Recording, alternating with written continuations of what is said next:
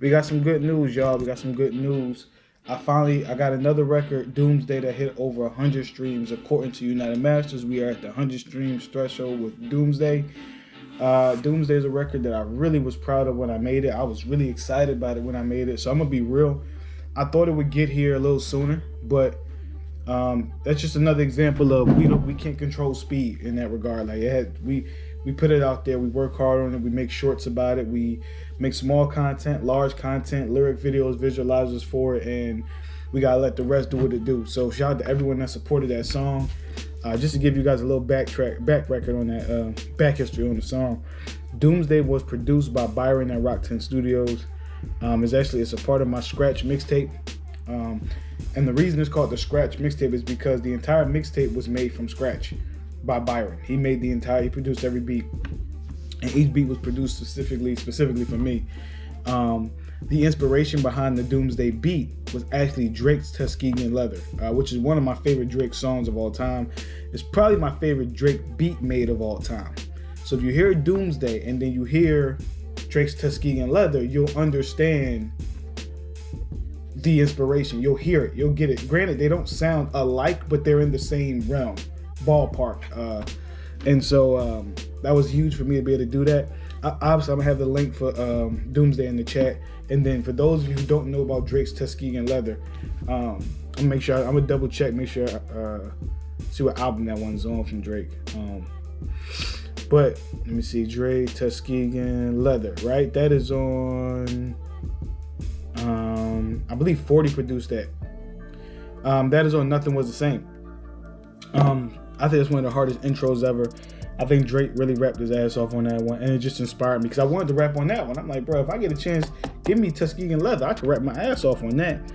But I was fortunate and lucky to be able to get an opportunity to rap on, to have Doomsday, and have Byron produce that beat. Shout out to my boy Byron. And I did my thing on there, man. Like, I thought that was one of my, if you ask me what's one of my best songs that I rap well on, I would say Doomsday.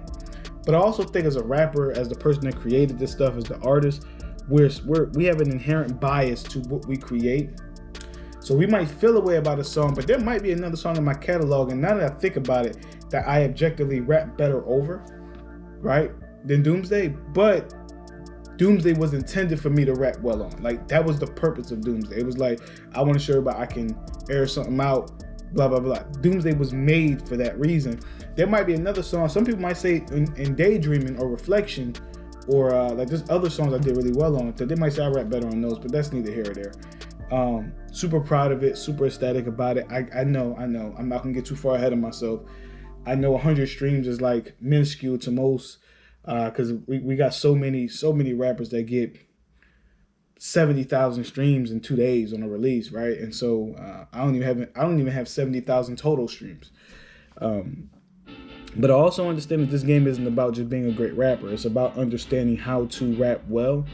It's about mastering your craft to the best of your ability, and then marketing that to the people.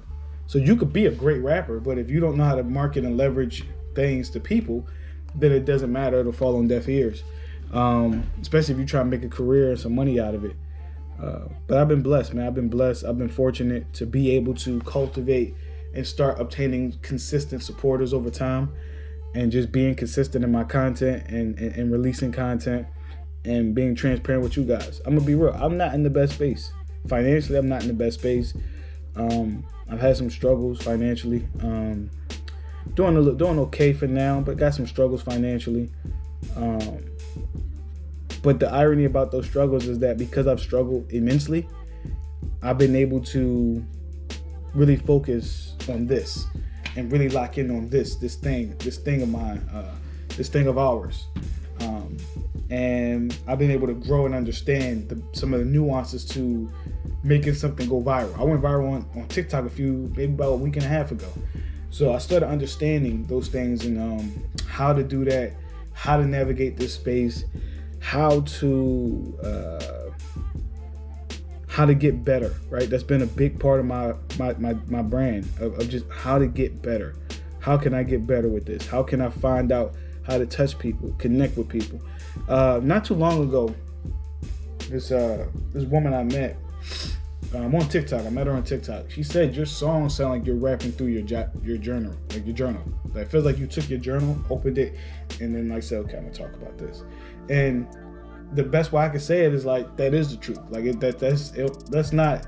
I don't do that specifically where I look in my journal all the time for something, but the entries I've written in my journal are very similar to the way I write my songs, especially if I get that right kind of record. And I think it's super important to be able to do that. So if you guys listen close, you'll actually hear the beat for Doomsday in the background. And so you guys will hear that beat in the background, and it's one of those things where it's like you get a chance, go check it out.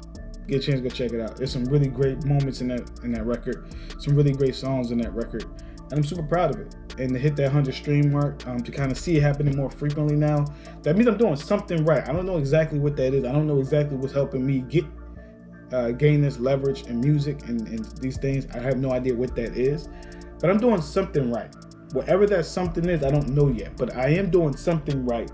So whatever that might be, it is what it is. But something is being done correctly, and I am benefiting from it from a mental standpoint to kind of see that.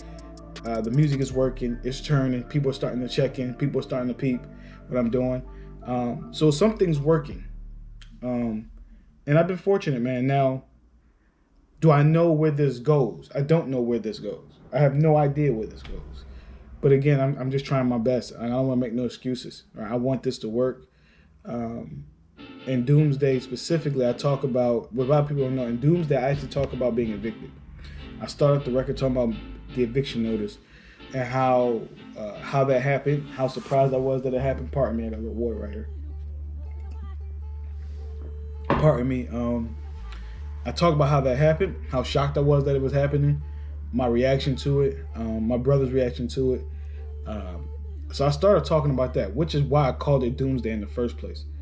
I talk about a lot of things in that particular record that aren't the most positive. I talk about my essay, when I got essayed as a little boy. I talk about that. That might be the hardest line in there.